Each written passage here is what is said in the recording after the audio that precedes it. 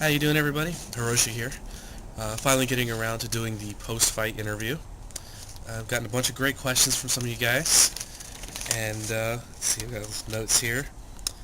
Lenny Bruce 8 said, "Technically, if he dropped his sword, you should have a major advantage. Why didn't you still attack?" Well, that is true. I would have had a major advantage, but this was a sport. It's not a duel to the death.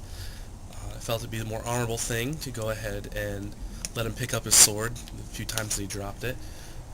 I felt the grip on the sword, and I can tell you it was not the surest grip. It definitely left a little bit to be desired. Um, like I said, I could have scored some serious points, but that wouldn't have been the honorable thing to do. Lenny Brusate also said, "Hiroshi, you didn't mind his sword as much as you should have and seemed to worry about his shield blocking, etc." That's also true. I was completely thrown off by his shield.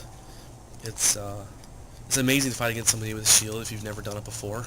It can definitely be a new experience, and it's unlike anything else in the world of combat. Um, he also said it's hard to adapt quickly to a new fighting style, and that's absolutely true. Um,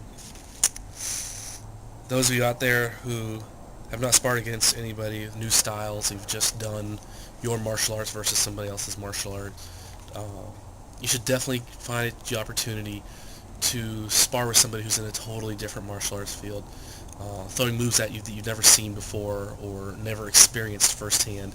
It's very, very educational.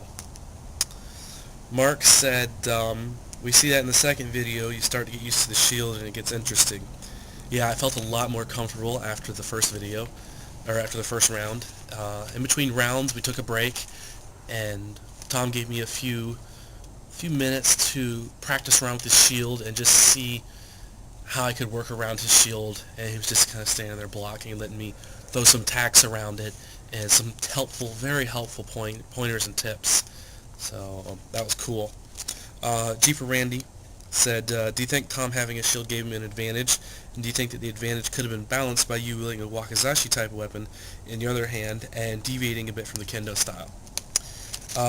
Yeah, I feel that he did have a very large advantage with the shield.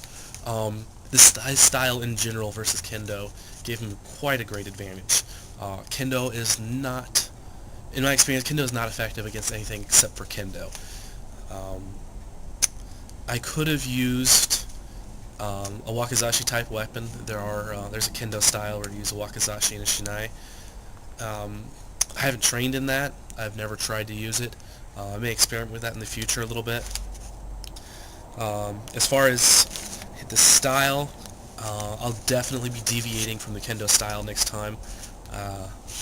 It's a mistake that I do regret, but it's a learning experience. Everybody has to learn, right? Let's see. Jeeper Randy also asked, "Did either one of you at any time feel your chosen style of fighting had a distinct advantage over the other?" While Tom was using the long sword in the third round, I definitely felt an advantage of the style. I felt that I was a little bit quicker than he was. Although we were both tired at that time, I feel that Kendo versus longsword has a little bit of a speed advantage. So we'll definitely be doing that again sometime soon. Kenpachi 316 said, "I can see how the shield makes it really difficult for Kendo attacks." Yeah, the position of his shield directly in your face really forced me to try and get around it. I should have tried harder. In Kendo, a lot of the moves, or all of the moves that I have learned, all the attacks, they all start here. Sometimes in Jodan, but it's all through the center. It's all right here, and when you've got a big 24-inch round shield in your face, it really makes it difficult to attack, and since I had no experience fighting a shield, it definitely made it more difficult. Marshmallow Master said, "What mistakes do you think you may have made during the fight?" I gotta say, my biggest mistake was focusing too much on Tom's shield.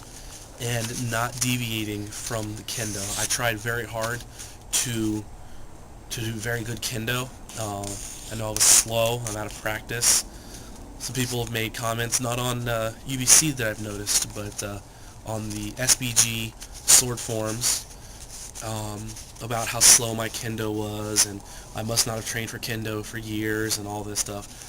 I did train in kendo for several years.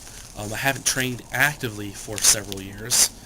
Um, as far as the dual wielding style wakizashi and shinai, that's upper level technique, usually taught to third dan or higher from my experience. I'm going to probably get a wakizashi shinai and just see how it goes and see what I can do.